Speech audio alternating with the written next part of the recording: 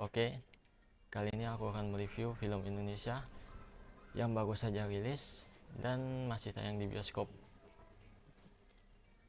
yaitu film berjudul Korin.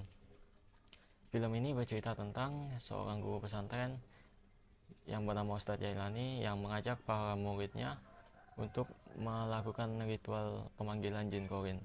Dan setelah melakukan ritual tersebut, murid-murid tersebut malah dihantui dan diteror oleh hantu yang menyerupai diri mereka sendiri. Ada beberapa hal menarik di film ini yang patut diapresiasi, seperti bagaimana film ini berusaha untuk mengangkat isu sosial yang marak terjadi akhir-akhir ini, yaitu tentang pelecehan seksual di lingkungan pesantren. Walaupun dari segi eksekusi menurut saya masih banyak detail yang kurang terjelaskan dengan baik.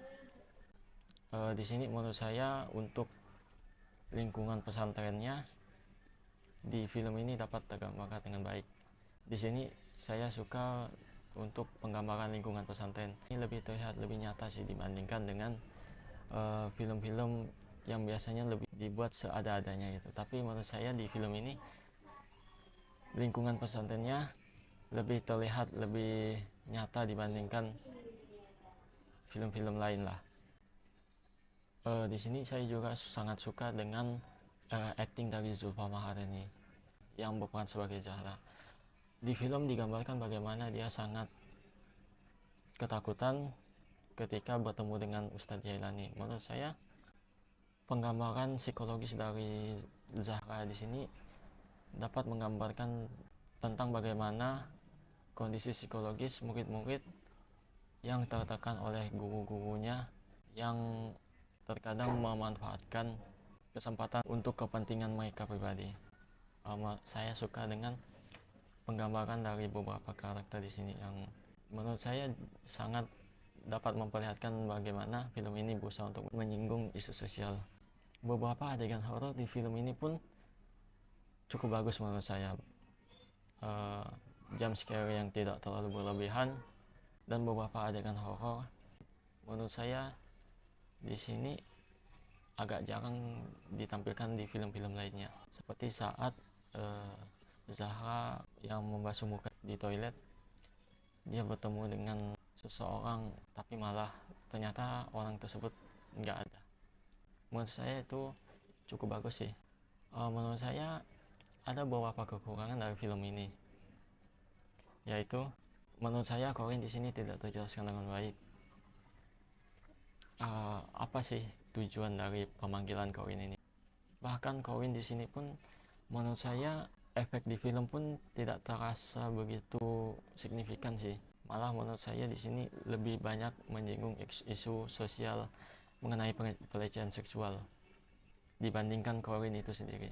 Selain itu, karakter Zahra yang penakut di awal-awal film pun dia sudah diperlihatkan bagaimana Zahra ini ketakutan ketika bertemu dengan Ustadz Jailani. Tapi tidak terjelaskan bagaimana, kenapa latar belakang Zahra ketakutan ketika bertemu Ustadz Jailani. Menurut saya, ketika melihat adegan kayang di trailer Korin ini, saya berekspektasi bahwa di sini akan terjadi adegan action, tetapi ternyata malah nggak ada. Adegan kayang tersebut pun yang paling menarik malah justru tidak memberikan efek apa-apa sih di film ini menurut saya. Dan beberapa adegan CGI di film ini agak kurang bagus. Mungkin ini untuk menekan budget atau apalah, saya pun kurang ngerti. Seperti di scene-scene akhir tersebut, para karakter dipeluk oleh jin Korinnya masing-masing. Di sini menurut saya CGI-nya agak kurang bagus sih menurut saya, wujud dari para Korin-Korin ini tersebut. Ya mungkin itu aja ya mengenai review dari Jin Korin ini. Menurut saya sendiri film Korin ini masih cukup layak sih untuk ditonton.